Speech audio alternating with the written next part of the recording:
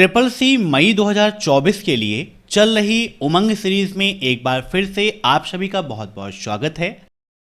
500 अति महत्वपूर्ण प्रश्नों की इस उमंग सीरीज की आज है क्लास नंबर 2, जहां पर 35 प्लस मोस्ट इंपॉर्टेंट क्वेश्चंस आपके साथ डिस्कस करेंगे। ट्रिपल सी की यह उमंग सीरीज ट्रिपल सी की पिछली परीक्षाओं में पूछे गए अति महत्वपूर्ण प्रश्नों की संगम है, जो हर शाम 8 बजे हो रही है। तो हर शाम 8 बजे अब एक्सेल कंप्यूटर पर ट्रिपल सी की क्लासेस को आप सभी लोग अटेंड करते रहिए। अगर आपने अभी तक हमारी ट्रिपल सी की महामैथन क्लास को देखा नहीं है तो आप इसको जरूर देखिएगा, क्योंकि यह एक क्लास आप सभी के लिए बहुत ही ज़्यादा इम्पॉर्टेंट है।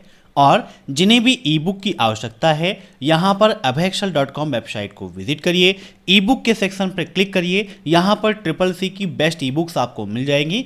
डाउनलोड करिए, पढ़िए और ट्रिपल सी एग्जाम में टॉप करिए। वीडियो के नीचे डिस्क्रिप्शन में इसकी लिंक भी मैंने दे रखी है। तो टाइम वेस्ट ना करते हुए चलिए शुरू करते हैं आज की एक क्लास।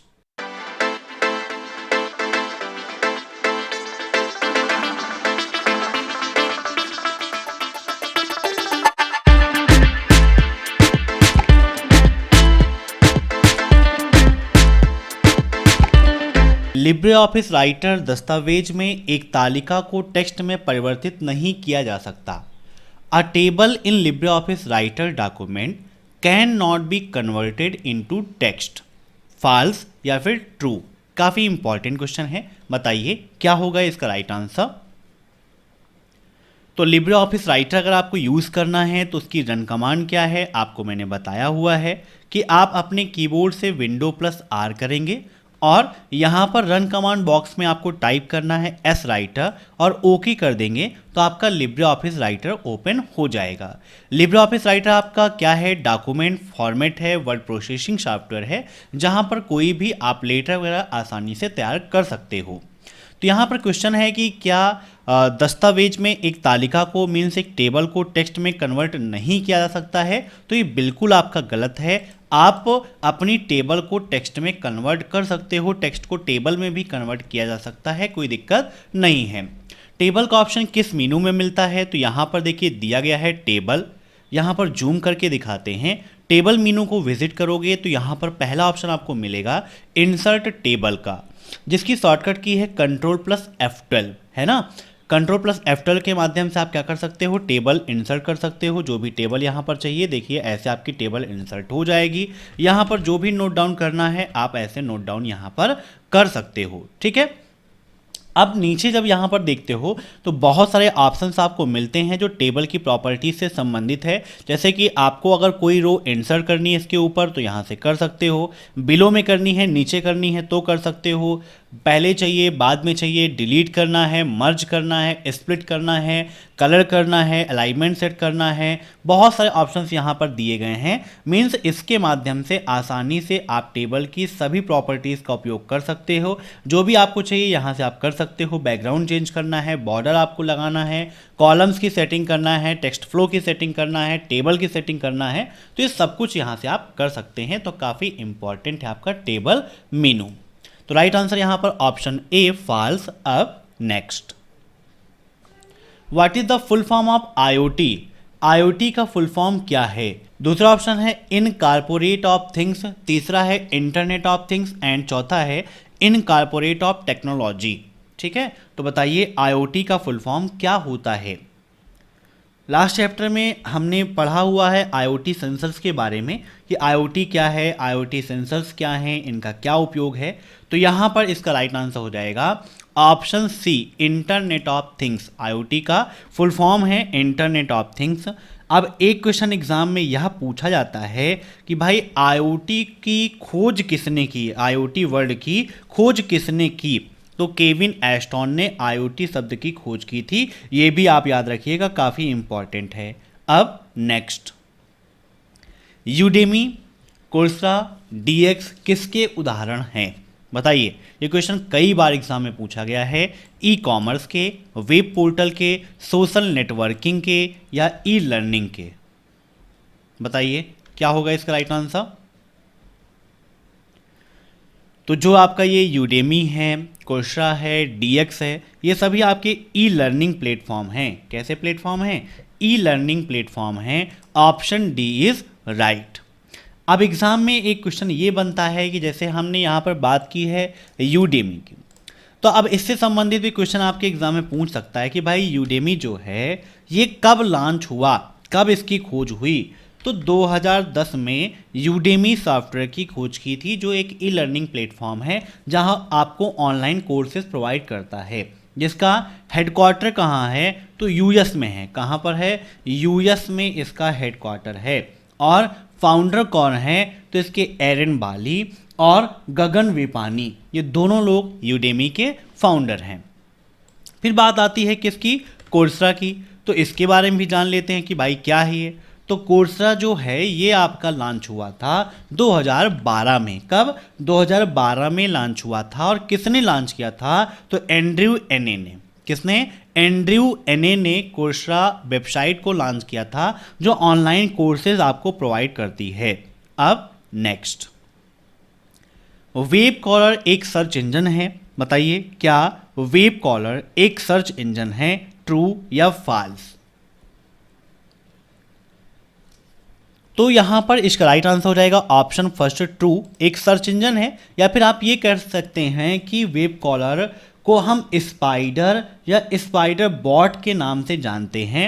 वेब कॉलर एक प्रकार का इंटरनेट बॉट है जो वेब को व्यवस्थित रूप से ब्राउज करता है, इसीलिए सर्च इंजन की श्रेणी में दिया जाता है, कह सकते हैं इसको हम। तो ये एक प्रकार का क्या है, इंटरनेट बॉट है जो वेब को व्यवस्थित रूप से ब्राउज करने का काम करता है। अब नेक्स्ट,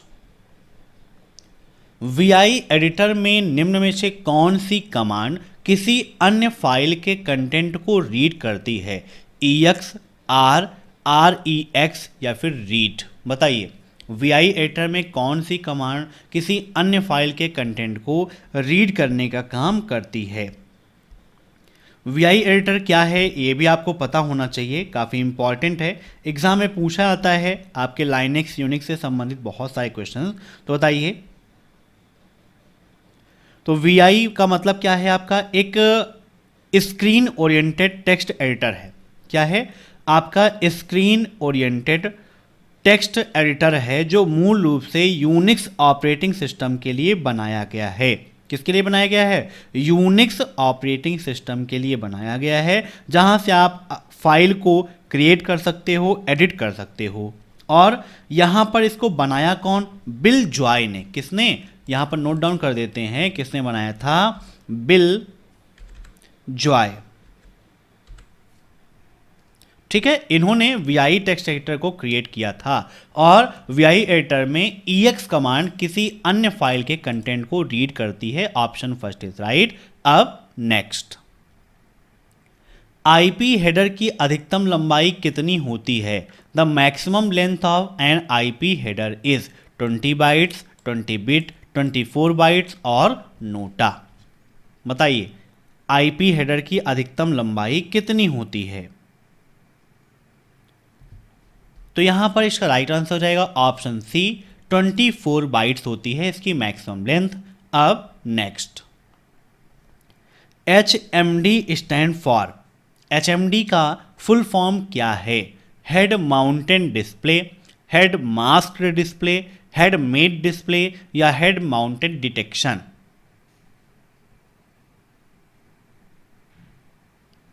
तो यहां पर इसका राइट आंसर हो जाएगा option first, head mounted display है आपका HMD का फुल फॉर्म। ठीक है, तो ये एक प्रकार का क्या है, स्टीरियो डिस्प्ले का प्रकार है। अब नेक्स्ट, साइन ऑफ इक्वलिटी, समानता का साइन कौन सा है, इक्वल, प्लस या फिर यहां पर डबल इक्वल जो लगे हैं, ये क्या होगा इसका राइट आंसर।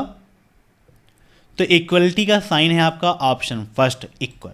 ठीक है, ये इक्वलिटी का साइन है। अब नेक्स्ट, किसी को बार बार धमकाना, परेशान करना क्या कहलाता है, फिशिंग, स्टॉकिंग, बुलिंग या स्पूफिंग। बार बार धमकाना है ना, किसी चीज़ के बारे में उसको परेशान करना है ना, तो इसका राइट आंसर क्या हो जाएगा आपका ऑप्शन बी है ना, इसको हम स्टॉकिंग कहते हैं। अब next, what is the full form of CPU। CPU का फुल फॉर्म क्या है? Computer processing unit, computer principal unit, central processing unit या कंट्रोल प्रोसेसिंग यूनिट? बताइए सीपीयू का फुल फॉर्म क्या है? सीपीयू तो इसका फुल फॉर्म होता है सेंट्रल प्रोसेसिंग यूनिट, है ना। सीपीयू क्या है? तो सीपीयू को कंप्यूटर का दिमाग कहा जाता है। नोट डाउन कर लीजिएगा, सीपीयू को कंप्यूटर का दिमाग कहा जाता है, brain of computer and heart of computer हम सीपीयू को कहते हैं। सीपीयू के 3 पार्ट्स होते हैं, कौन कौन से? एएलयू, दूसरा है सीयू और तीसरा है एमयू। ठीक है, एएलयू, सीयू और एमयू ये तीनों सीपीयू के पार्ट हैं। एएलयू का फुल फॉर्म है अर्थमेटिक लॉजिक यूनिट, सीयू का फुल फॉर्म है कंट्रोल यूनिट और एमयू का फुल फॉर्म है आपका मेमोरी यूनिट। कंप्यूटर की समस्त अर्थमेटिक एंड लॉजिक कैलकुलेशन करता है एएलयू, कंप्यूटर की समस्त क्रियाओं को नियंत्रित करने का काम करता है सीयू, और जो भी कंप्यूटर में वर्क हो रहा है उन सभी को स्टोर करने का काम करता है एमयू। अब नेक्स्ट, निम्नलिखित में कौन सा एक ऑपरेटिंग सिस्टम नहीं है? विंडोज, लाइनेक्स, ऑर्केल या फिर डॉस? तो विंडोज भी देखिए आपका ऑपरेटिंग सिस्टम है, आप जानते हैं किस कंपनी ने बनाया? माइक्रोसॉफ्ट ने बनाया था। लाइनेक्स भी है एक ऑपरेटिंग सिस्टम जो आपका ओपन सोर्स है, इसकी खोज किसने की थी? तो लाइनस, ठीक है, यहां पर एन मिस हो गया, लाइनस टोरवाल्ड्स ने लाइनेक्स ऑपरेटिंग सिस्टम की खोज की थी। डॉस की खोज भी विंडोज़ ने किया, एमएस डॉस उसको कहते हैं। लेकिन यहाँ पर जो ऑर्केल है यह आपका ऑपरेटिंग सिस्टम नहीं है। ऑर्केल क्या है? RDBMS है। क्या है ये? RDBMS, इसका फुल फॉर्म क्या है? रिलेशनल डेटाबेस मैनेजमेंट सिस्टम है। मींस ऑर्केल आपका रिलेशनल डेटाबेस मैनेजमेंट सिस्टम है, ठीक है, जिसे हम ऑर्केल डेटाबेस के नाम से भी जानते हैं। डॉस का फुल फॉर्म क्या है? यह भी आपके एग्जाम में पूछता है। तो डॉस का फुल फॉर्म होता है डिस्क ऑपरेटिंग सिस्टम, ठीक है, नोट डाउन कर लीजिएगा, डिस्क ऑपरेटिंग सिस्टम होता है इसका फुल फॉर्म। अब नेक्स्ट, निम्नलिखित में से किसे पीओएस का उपयोग करके ट्रैक नहीं किया जा सकता है? Inventory changes, gross revenue, promotions या प्राइसिंग एक्सपर्ट? पीओएस अब एग्जाम में पूछता भी है कि भाई पीओएस का फुल फॉर्म क्या है? तो पीओएस का फुल फॉर्म होता है पॉइंट ऑफ सेल। क्या होता है? पॉइंट ऑफ सेल होता है इसका फुल फॉर्म। अब पीओएस का उपयोग करके हम इन्वेंट्री चेंजेस को, ग्रॉस रेवेन्यू को, है ना, इसको ट्रैक कर सकते हैं, लेकिन प्रमोशंस को ट्रैक नहीं कर सकते हैं। तो राइट आंसर क्या हो जाएगा आपका? Option C, promotions. अब नेक्स्ट, लिब्रे ऑफिस राइटर में जब हम कोई पैराग्राफ लिखते हैं तो निम्न में से क्या करते हैं? बताइए, लिब्रे ऑफिस राइटर में जब कोई भी पैराग्राफ लिखोगे तो क्या करोगे? पहला ऑप्शन है पैराग्राफ के अंत में इंटर की दबाते हैं, प्रेस द इंटर की at the end of paragraph, means जहां पर पैराग्राफ खत्म हुआ वहां पर इंटर की दबाया। प्रत्येक लाइन के बाद इंटर की दबाते हैं, प्रेस द इंटर की आफ्टर ईच वर्ड, प्रत्येक वर्ड के बाद दबाते हैं, या फिर इनमें से कोई नहीं। तो देखिए, जैसे यहाँ पर ही यहाँ मुझे कोई भी पैराग्राफ लिखना है, मैं जो भी लिख रहा हूँ मान लो, तो यहाँ पर जब लाइन ख़त्म होगी, है ना, तो यहाँ पर क्या है, पैराग्राफ हम लिख रहे हैं अपना, एक लाइन ख़त्म हुई, दूसरी लाइन हो गई, दूसरी लाइन ख़त्म हुई, तीसरी लाइन लिखती चली जाएगी, है ना। उसके बाद जहाँ मेरा पैराग्राफ ख़त्म हुआ तो वहाँ से क्या करेंगे, हम इंटर की प्रेस कर देंगे ताकि वो पैराग्राफ अलग हो जाए। तो इसका राइट आंसर क्या हो जाएगा? पैराग्राफ के अंत में इंटर की दबाते हैं, प्रेस दी इंटर की at the end of paragraph, ठीक है।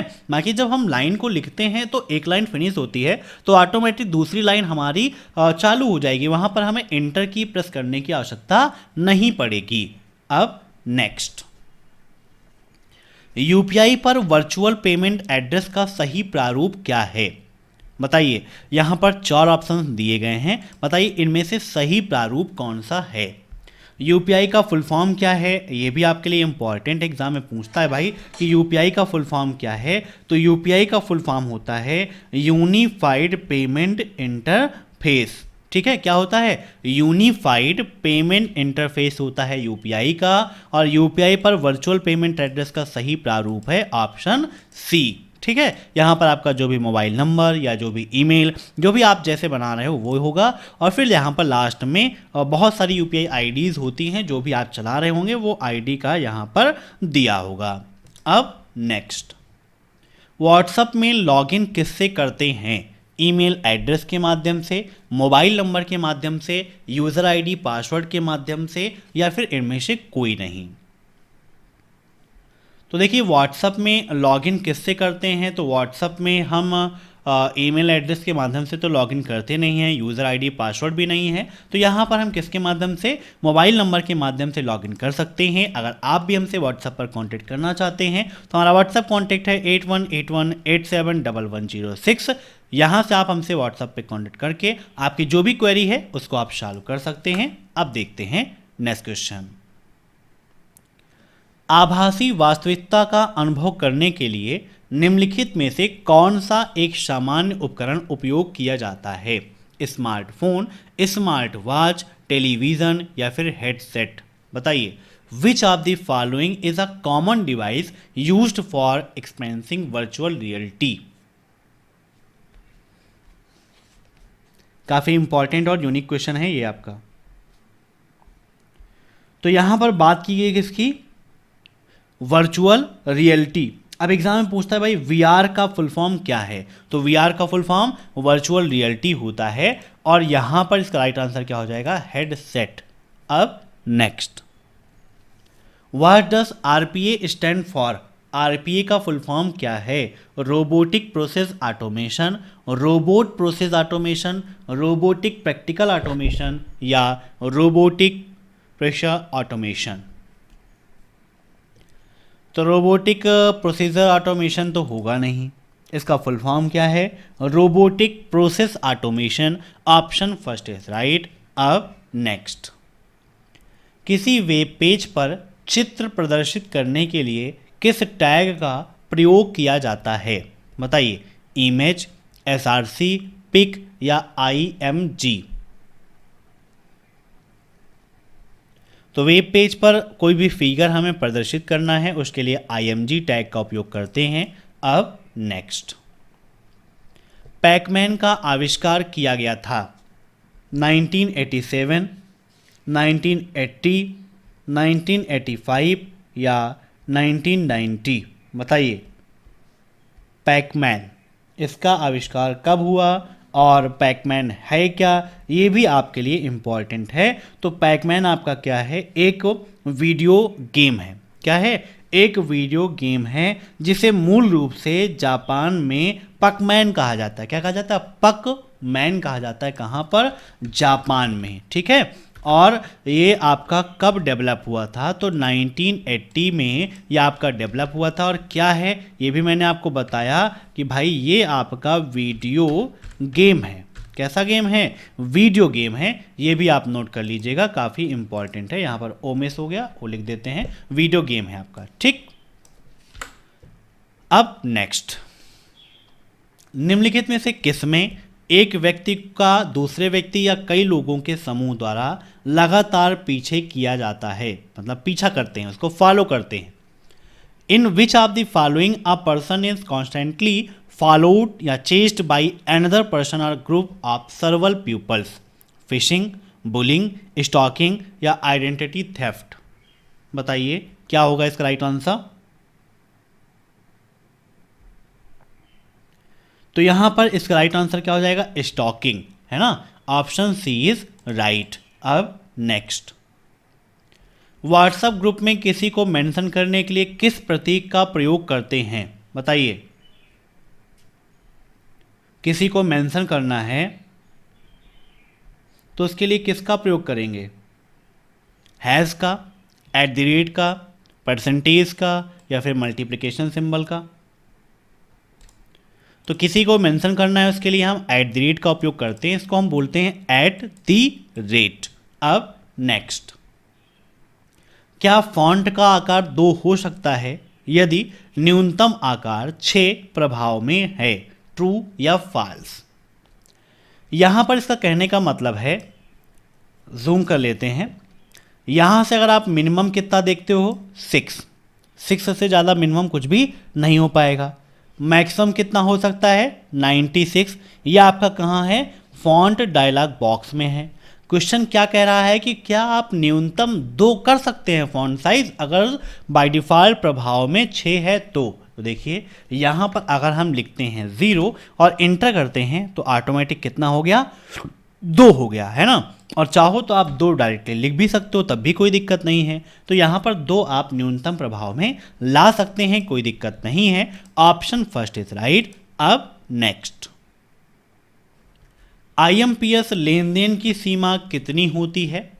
5 लाख, 2 लाख, 10 लाख या 1 करोड़? IMPS बताइए, IMPS से ट्रांजैक्शन की लिमिट कितनी होती है? अब एक क्वेश्चन एग्जाम में पूछा है कि भाई IMPS का फुल फॉर्म क्या है? तो इमीडिएट पेमेंट सर्विस होती है IMPS का फुल फॉर्म। यह एक इंस्टेंट मनी ट्रांसफ़र सिस्टम है और इसकी पर डे की जो लिमिट है कितनी? एक दिन की जो लिमिट है वो कितनी है भाई? 5 लाख रुपीज़ है। कितना है? 5 लाख रुपए प्रत्येक दिन IMPS के माध्यम से आप ट्रांसफ़र कर सकते हो। और IMPS की सर्विस 24×7 सप्ताह के 7 दिन 24 घंटे आप उपयोग कर सकते हो। तो इन दोनों चीज़ों को आप याद रखिएगा, काफ़ी इंपॉर्टेंट है। 5 लाख की लिमिट, 24 घंटे यूज करिए, कोई दिक्कत नहीं है। और इसका full form immediate payment service. अब नेक्स्ट, कीलॉगर स्पाईवेयर है। बताइए, क्या कीलॉगर एक स्पाईवेयर है? ट्रू या फॉल्स? तो बिल्कुल सही बात है, कीलॉगर आपका एक स्पाईवेयर है। Option first is right. अब नेक्स्ट, निम्नलिखित में से कौन सफेद और साथ ही ब्लैक हैट हैकर दोनों का संयोजन है? मीन्स जिसमें ब्लैक हैट हैकर और वाइट हैट हैकर दोनों का कॉम्बिनेशन हो, दोनों के गुण जिसमें हो, वो कौन है? ग्रे हैट हैकर है, ग्रीन हैट हैकर है, ब्लू हैट हैकर है या रेड हैट हैकर है? तो यहां पर इसका राइट आंसर हो जाएगा ग्रे हैट हैकर। ठीक है, ब्लैक और वाइट दोनों का कॉम्बिनेशन जो है वो ग्रे हैट हैकर है। अब नेक्स्ट, उमंग किसके माध्यम से नहीं पहुंचा सकते हैं? मीन्स उमंग का लाभ या उमंग को किसके माध्यम से एक्सेस नहीं कर सकते हैं? IVR के माध्यम से, लैंडलाइन फ़ोन के माध्यम से, वेबसाइट के माध्यम से या मोबाइल ऐप के माध्यम से। उमंग का फुल फॉर्म क्या है? यह भी एग्जाम में पूछा जाता है। तो उमंग का फुल फॉर्म होता है क्या? यूनिफाइड। क्या होता है? यूनिफाइड। फिर आगे बताइए क्या होता है फटाफट, काफ़ी इंपॉर्टेंट क्वेश्चन है। 2-3 क्वेश्चन पूछाते हैं उमंग से, जैसे कि उमंग कब लॉन्च हुआ, है ना? उमंग किसने लॉन्च किया, किसके माध्यम से? उमंग में कौन कौन सी सर्विसेज मिलती हैं? ये सब कुछ आपके एग्ज़ाम में पूछाता है। और एक चीज़ पूछाता है कि भाई उमंग किस गवर्नमेंट में लॉन्च हुआ और किस मंत्रालय के द्वारा चलता है ना? तो ये सब कुछ आपको बताना है। तो फुल फॉर्म क्या होता है? Unified mobile application for new age governance. क्या होता है? Unified mobile application for new age governance, जो आपका ministry of electronics and information technology किसके द्वारा, जिसे हम शॉर्टकट में कहते हैं MEITY, है ना, ministry of electronics and information technology के द्वारा लॉन्च किया गया था। यहाँ पर सरकार के अकॉर्डिंग अलग अलग साइट्स हैं, मीन्स अलग अलग सुविधाएं आपको यहाँ पर मिलती हैं। अब नेक्स्ट, सेव ऑल फाइल के लिए किसका प्रयोग करते हैं? बताइए। सेव ऑल फाइल मीन्स अगर सभी फाइल को एक बार में सेव करना है तो उसके लिए हम किसका उपयोग करेंगे? सेव का उपयोग करेंगे, सेव ऑल का उपयोग करेंगे या फिर सेव एज का उपयोग करेंगे, या इनमें से क्या होगा का उपयोग करेंगे? तो देखिए यहाँ पर इसका राइट आंसर हो जाएगा सेव ऑल फाइल। के लिए हम सेव ऑल पे क्लिक करेंगे। सेव ऑल फाइल का मतलब है कि अगर एक ही समय पे लिब्रे ऑफिस राइटर की कोई फाइल, लिब्रे ऑफिस कैल्क की कोई फाइल या लिब्रे ऑफिस इम्प्रेस की कोई फाइल ओपन है और सभी फाइलों को आप चाहते हैं सेव करना, तो यहाँ पर इसके लिए आपको सेव ऑल पे क्लिक करना पड़ेगा। सेव से करंट फाइल सेव होगी और सेव एज से अगर किसी फाइल में आपने एडिट करके किया है और दूसरे नाम से सेव करना है तो सेव एज के माध्यम से आप कर सकते हो। अब next, what is internet? Internet क्या है? A single network, a collection of unrelated computers, interconnection of local area network या interconnections of wide area network. Internet, internet का मतलब नेटवर्कों का नेटवर्क, अंतरजाल जिसे हिंदी में कहा जाता है। तो ये इंटरकनेक्शन है वाइड एरिया नेटवर्क का। वैन का ये इंटरकनेक्शन है। वैन का full form wide area network, LAN का full form local area network और मैन का full form metropolitan area network होता है। तो यहाँ पर इसका राइट आंसर हो जाएगा ऑप्शन डी। इंटरनेट क्या है? एक ग्लोबल नेटवर्क है। अब next, which of the following computer language is written in binary codes only? निम्न में से कौन सी कंप्यूटर लैंग्वेज बाइनरी कोड में लिखी जाती हैं? Pascals, machine language, C language या सी प्लस प्लस।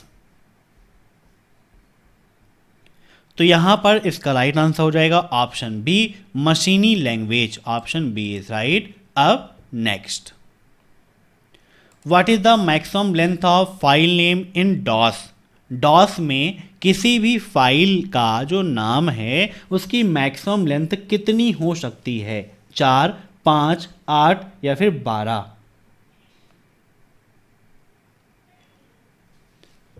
डॉस जानते हैं डिस्क ऑपरेटिंग सिस्टम, और यहाँ पर जो फाइल नेम है मैक्सिमम 8 कैरेक्टर का हो सकता है। इसीलिए यहाँ पर इसको कहा जाता है 8.3 file name. It is commonly known as an 8.3 file name, याद रखिएगा। अब next, what is ICT stand for?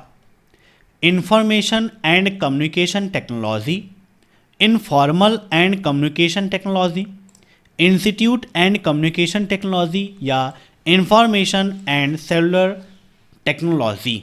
बताइए आईसीटी का फुल फॉर्म क्या होता है? काफ़ी इंपॉर्टेंट है, आपके एग्जाम में बहुत बार पूछा गया है आईसीटी का फुल फॉर्म। तो आईसीटी का फुल फॉर्म होता है इंफॉर्मेशन एंड कम्युनिकेशन टेक्नोलॉजी। ठीक है, information and communication technology, option first is right. ठीक है, ये जो टेक्निक है इसका उपयोग होता है किसी भी इंफॉर्मेशन को हैंडल करना और कम्युनिकेट करने में। ठीक है, याद रखिएगा, काफ़ी इंपॉर्टेंट है। सूचना तथा संचार प्रौद्योगिकी में आप देख सकते हैं आईसीटी उसी का विस्तारित रूप है। ठीक है, अब नेक्स्ट, ई संजीवनी क्या है? ट्रांसपोर्ट रिलेटेड सॉल्यूशन है, ऑनलाइन लर्निंग प्लेटफॉर्म है, टेली मेडिसिन सॉल्यूशन है या ऑनलाइन टैक्स सॉल्यूशन है? बताइए ई संजीवनी क्या है? ई संजीवनी, संजीवनी का नाम सुन के आपके मन में ध्यान आता होगा जड़ी बूटी के बारे में, है ना? जो कौन लेके आया था? हनुमान जी लेके आए थे लक्ष्मण जी के लिए संजीवनी जड़ी बूटी। तो यहीं पर संजीवनी को आप जोड़ो किससे? मेडिसिन से। तो ई संजीवनी क्या है? आपकी टेली मेडिसिन सॉल्यूशन है। क्या है? Tele medicine solution. अब नेक्स्ट, निम्न में से कौन सा एक प्राइमरी डिवाइस है? All of the above, ROM, floppy disk या फिर उबंटू? बताइए क्या होगा इसका राइट आंसर? कौन सा प्राइमरी स्टोरेज है? देखिए फ्लॉपी डिस्क बाहर से लगाई जाती है अलग से, तो सेकेंडरी स्टोरेज डिवाइस है। उबंटू क्या है? आपका ऑपरेटिंग सिस्टम है। तो ऑल ऑफ दी एबव होगा नहीं, तो बचा क्या? रोम। तो राइट आंसर इसका ऑप्शन बी, रोम, जिसका फुल फॉर्म होता है रीड ओनली मेमोरी। और कौन है प्राइमरी स्टोरेज में? तो आपका रैम है, जिसका फुल फॉर्म है रैंडम एक्सेस मेमोरी। क्या है? रैंडम एक्सेस मेमोरी है रैम का फुल फॉर्म, और रोम का full form read only memory.